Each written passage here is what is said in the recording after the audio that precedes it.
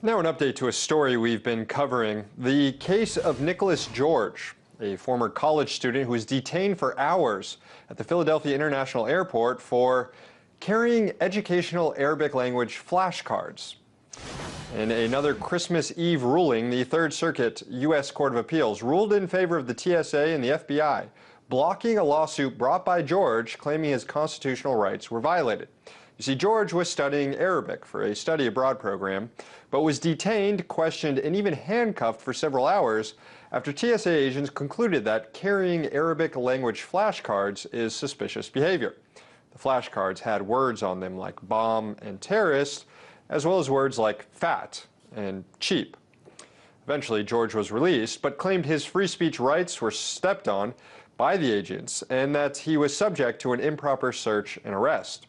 However, Chief Judge Theodore McKee disagreed and said the agents were justified in their actions.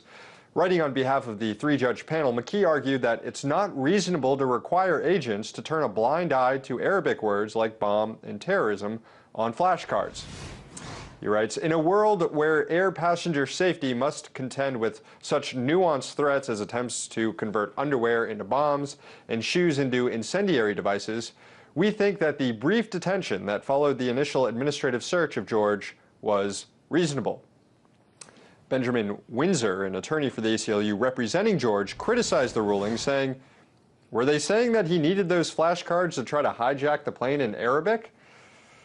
Anyways, George's legal team is considering an appeal.